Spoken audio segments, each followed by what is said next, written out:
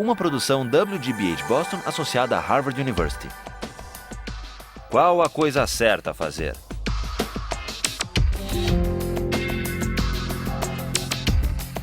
Justice, com Michael Sandel. Colocando preço na vida. Last time, we argued about the case of the Queen versus Dudley and Stevens, the lifeboat case, the case of cannibalism at sea. And with the arguments about the lifeboat in mind, the arguments for and against what Dudley and Stevens did in mind, let's turn back to the philosophy, the utilitarian philosophy of Jeremy Bentham. Bentham was born in England in 1748. At the age of 12, he went to Oxford. At 15, he went to law school. He was admitted to the bar at age 19, but he never practiced law. Instead, he devoted his life to jurisprudence and moral philosophy. Last time, we began to consider Bentham's version of utilitarianism. The main idea is simply stated, and it's this. The highest principle of morality, whether personal or political morality, is to maximize the general welfare, or the collective happiness, or the overall balance of pleasure over pain. In a phrase, maximize utility. Bentham arrives at this principle by the following line of reasoning. We're all governed by pain and pleasure. They are our sovereign masters, and so any moral system has to take account of them. How best to take account? By maximizing. And this leads to the principle of the greatest good for the greatest number. What exactly should we maximize? Bentham tells us happiness, or more precisely, utility. Maximizing utility is a principle not only for individuals, but also for communities and for legislators. What, after all, is a community? Bentham asks. It's the sum of the individuals who comprise it. And that's why, in deciding the best policy, in deciding what the law should be, in deciding what's just, citizens and legislators should ask themselves the question, if we add up all of the benefits of this policy and subtract all of the costs, the right thing to do is the one that maximizes the balance of happiness over suffering. That's what it means to maximize utility. Now, today, I want to see whether you agree or disagree with it. And it often goes, this utilitarian logic, under the name of cost-benefit analysis, which is used by companies and by governments all the time. And what it involves is placing a value, usually a dollar value, to stand for utility, on the costs and the benefits of various proposals. Recently in the Czech Republic, there was a proposal to increase the excise tax on smoking. Philip Morris, the tobacco company, does huge business in the Czech Republic. They commissioned a study, a cost-benefit analysis of smoking in the Czech Republic. And what their cost-benefit analysis found was the government gains by having Czech citizens smoke. Now, how do they gain? It's true that there are negative effects to the public finance of the Czech government because there are increased healthcare costs for people who develop smoking-related diseases. On the other hand, there were positive effects, and those were added up on the other side of the ledger. The positive effects included, for the most part, various tax revenues that the government derives from the sale of cigarette products, but it also included healthcare savings to the government when people die early, pension savings, you don't have to pay pensions for as long, and also savings in housing costs for the elderly. And when all of the costs and benefits were added up, the Philip Morris study found that there is a net public finance gain in the Czech Republic of $147 million. And given the savings in housing and healthcare and pension costs, the government enjoys a savings of over $1,200 for each person who dies prematurely due to smoking. Cost-benefit analysis. Now, those among you who are defenders of utilitarianism may think that this is an unfair test. Philip Morris was pilloried in the press, and they issued an apology for this heartless calculation. You may say that what's missing here is something that the utilitarian can easily incorporate, namely, the value to the person and to the families of those who die from lung cancer. What about the value of life? Some cost-benefit analyses incorporate a measure for the value of life. One of the most famous of these involved the Ford Pinto case. Did any of you read about that? This was back in the 1970s. Do you remember what the Ford Pinto was, a kind of car? Anybody? It was a small car, a subcompact car, very popular. But it had one problem, which is the fuel tank was at the back of the car, and in rear collisions, the fuel tank exploded. And some people were killed, and some severely injured. Victims of these injuries took Ford to court to sue. And in the court case, it turned out that Ford had long since known about the vulnerable fuel tank and had done a cost-benefit analysis to determine whether it would be worth it to put in a special shield that would protect the fuel tank and prevent it from exploding. They did a cost-benefit analysis. The cost per part to increase the safety of the Pinto, they calculated at $11 per part. And this was the cost-benefit analysis that emerged in the trial.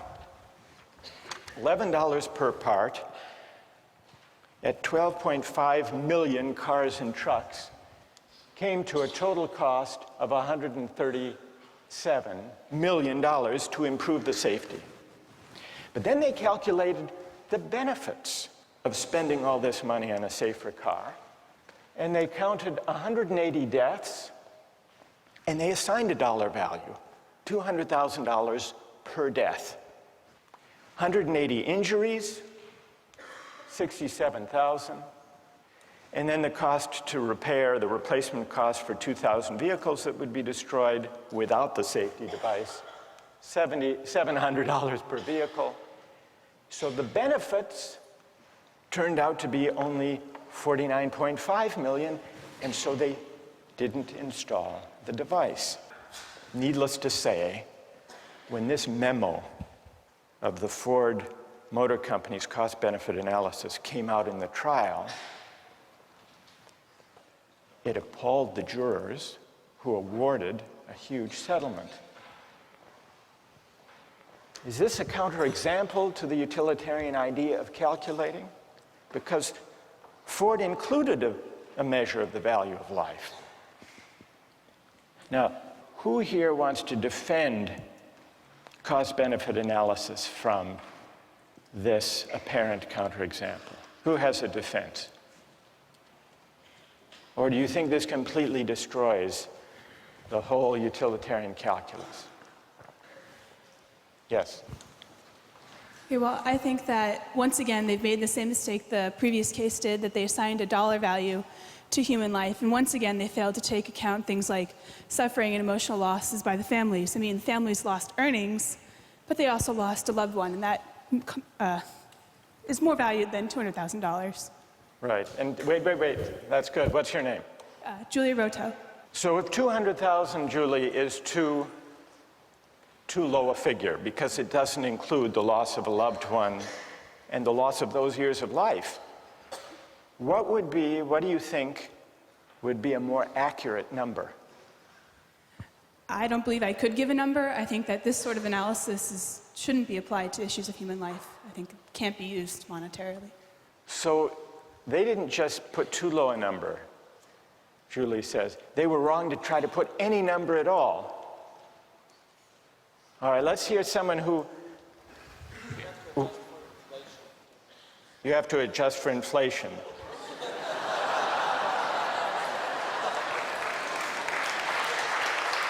All right, fair enough. So what would the number be now? This was 35 years ago. $2 million. You would put 2 million. And what's your name?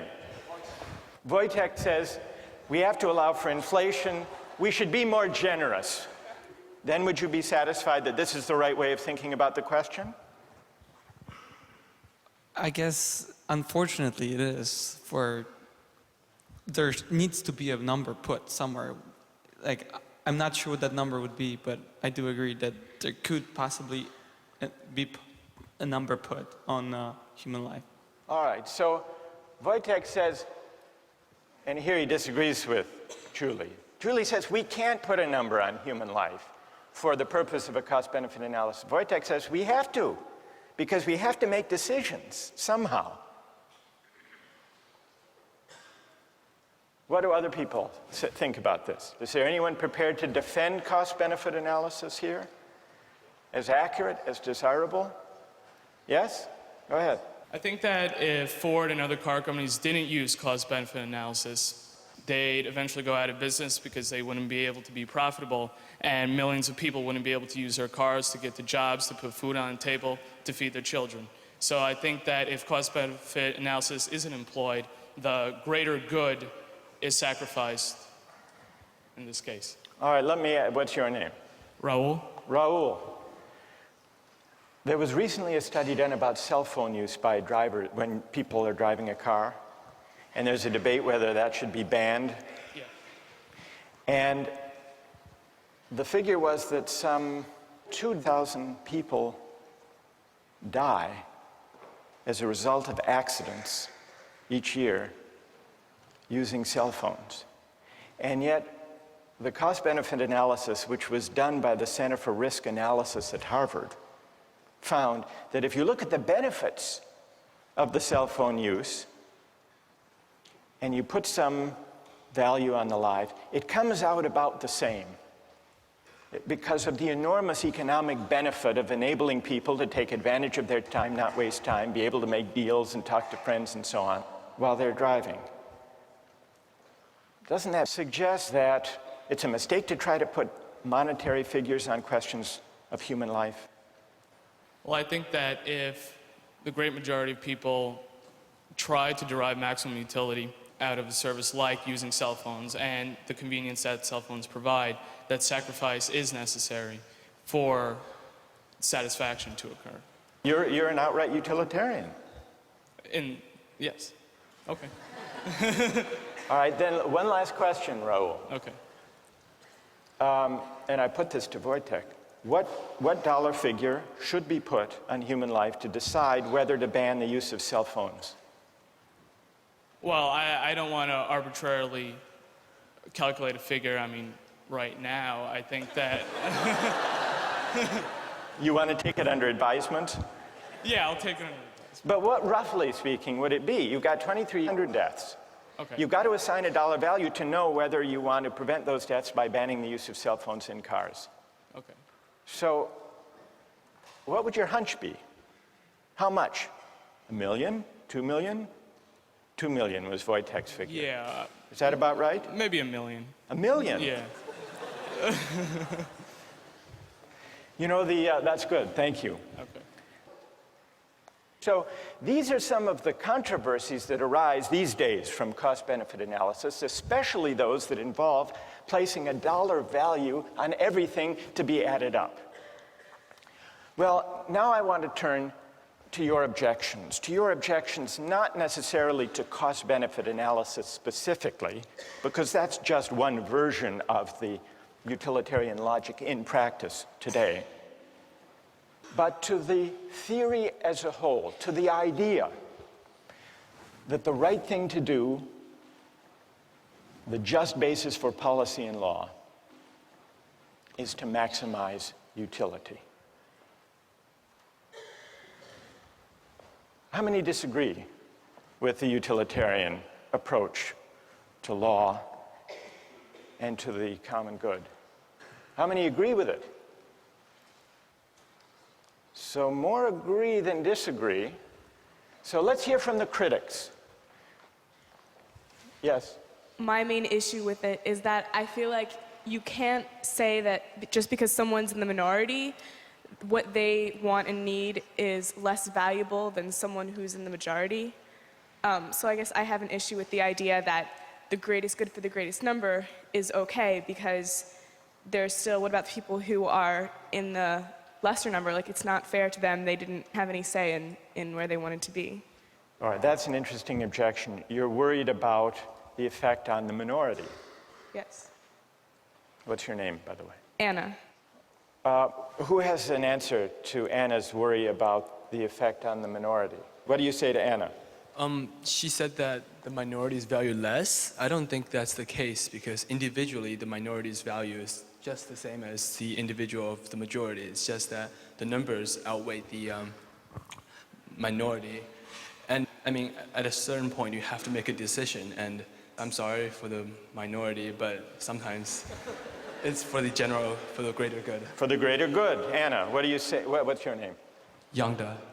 What do you say to Yangda? Yangda says you just have to add up people's preferences, and those in the minority do have their preferences weighed. Can you give an example of the kind of thing you're worried about when you say you're worried about utilitarianism violating the concern or respect due the minority? Okay. Can you give an example? So, well, with any of the cases that we've talked about, like for the shipwreck one, I think the boy who was eaten still had as much of a right to live as the other people, and just because he was the minority in that case, the one who maybe had less of a chance to keep living, that doesn't mean that the others automatically have a right to eat him just because it would give a greater amount of people a chance to live. So there may be certain rights that the minority members have, that the individual has, that shouldn't be traded off for the sake of utility? Yes. Yes, Anna? Yonda, this would be a test for you. Back in ancient Rome, they threw Christians to the lions in the Colosseum for sport. If you think how the utilitarian calculus would go, yes, the Christian thrown to the lion suffers enormous, excruciating pain. But look at the collective ecstasy of the Romans. Yonda.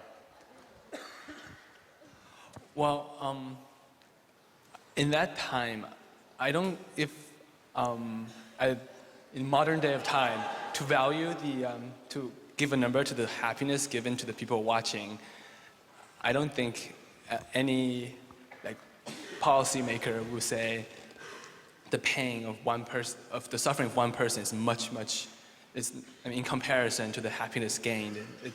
No, but you have to admit that if there were enough Romans delirious enough with happiness, it would outweigh even the most excruciating pain of a handful of Christians thrown to the lion. So we really have here two different objections to utilitarianism. One has to do with whether utilitarianism adequately respects individual rights or minority rights, and the other has to do with the whole idea of aggregating utility or preferences or values is it possible to aggregate all values to translate them into dollar terms? There was, in the 1930s, a psychologist who tried to address this second question. He tried to prove what utilitarianism assumes, that it is possible to translate all goods, all values, all human concerns into a single uniform measure. And he did this by conducting a survey of young recipients of relief. This was in the 1930s. And he gave them a list of unpleasant experiences. And he asked them, how much would you have to be paid to undergo the following experiences? And he kept track. For example, how much would you have to be paid to have one upper front tooth pulled out? Or how much would you have to be paid to have one little toe cut off? Or to eat a live earthworm 6 inches long? Or to live the rest of your life on a farm in Kansas? Or to choke a stray cat to death with your bare hands? Now, what do you suppose was the most expensive item on that list? Kansas?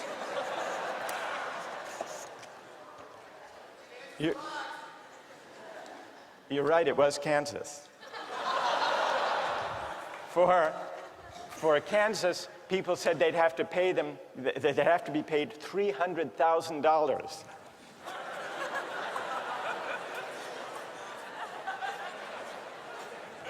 What do you think was the next most expensive? Not the cat. Not the tooth. Not the toe. The worm. People said you'd have to pay them $100,000 to eat the worm. What do you think was the least expensive item? Not the cat, the tooth. During the Depression, people were willing to have their tooth pulled for only $4,500. Now, here's what Thorndike concluded from his study. Any want or satisfaction which exists in some amount and is therefore measurable. The life of a dog or a cat or a chicken consists of appetites, cravings, desires, and their gratifications. So does the life of human beings, though the appetites and desires are more complicated. But what about Thorndike's study? Does it support Bentham's idea that all goods, all values can be captured according to a single uniform measure of value? Or does the preposterous character of those different items on the list suggest the opposite conclusion, that maybe, whether we're talking about life or Kansas or the worm, maybe the things we value and cherish can't be captured according to a single uniform measure of value? And if they can't, what are the consequences for the utilitarian theory of morality? That's a question we'll continue with next time.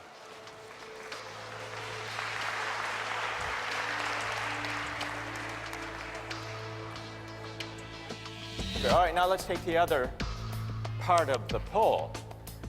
Which is the highest experience or pleasure? How many say Shakespeare?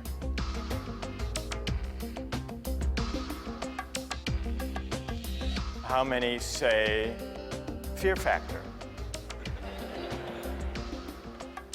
No, you can't be serious. Really?